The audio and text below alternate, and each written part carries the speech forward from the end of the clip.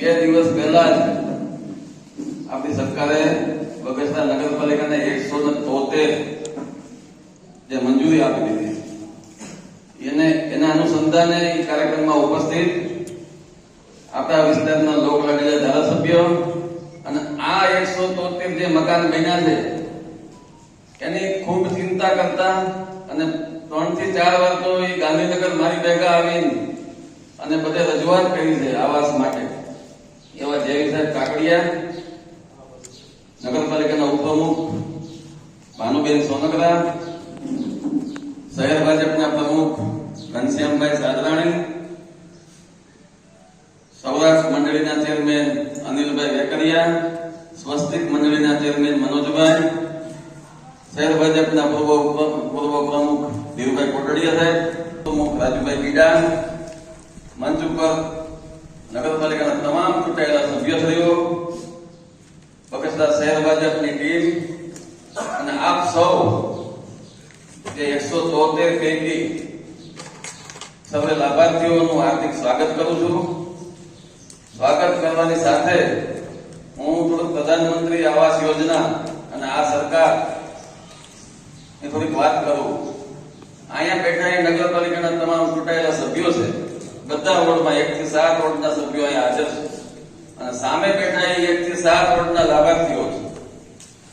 એટલે આ એક સુમેળ બધું યોગ છે કે ચૂંટાયેલો સભ્ય એના વિસ્તારમાં જયારે આવાસ મંજૂર થાય ત્યારે આપણે છાતી ઠોકીને કહી શકીએ કે અમારી સરકારે કર્યું છે, અમે કર્યું છે. ગમે એ પક્ષાપક્ષી રાખ્યા વગર કોઈ બી અરજદાર હોય, ગમે એ પક્ષનો માણસ હોય, લાભાર્થી સરકાર માટે એક છે. જયવીર સાહેબ, બગસરામાં 584 મકાન અગાઉ આપ્યા છે આપણે અને એ તમામ બની ગયા છે.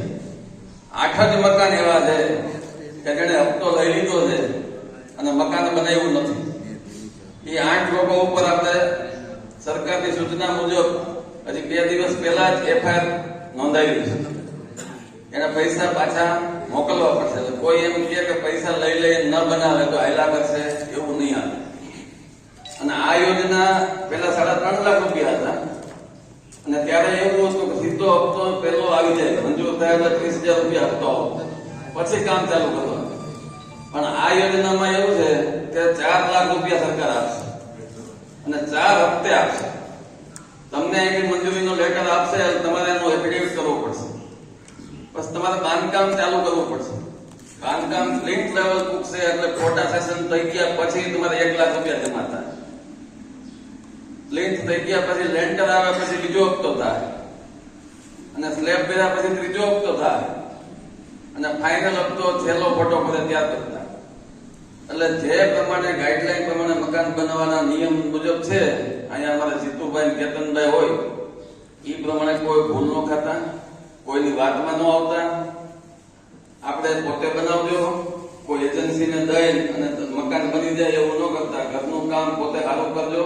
અને તમારા માટે તો આજે ઘરે ઘરે દિવાળી જેવો માહોલ હોય, કારણ કે નાનો પરિવાર હોય અને સરકાર આટલી મોટી સહાય કરતી હોય ત્યારે એક સ્વાભાવિક છે કે આનંદની વાત જ હોય.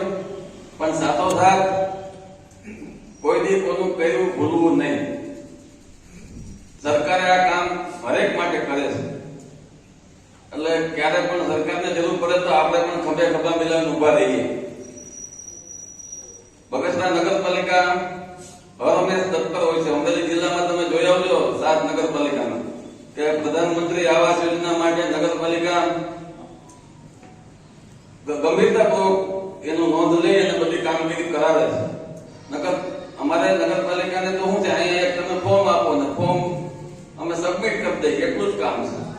પણ અમે વારા ઘડીએ ધારાસભ્યને કહીએ, સંસદ સભ્યને કહીએ કે આ ક્યાં પૂછે શું છે, ફોલોઅપ લઈને તો અહીંયા કામ થાય છે. એટલે હું ફરીવાર આપ સૌને આવકારું છું, સ્વાગત કરું છું. અસ્તુ ભારત માતા કી જય.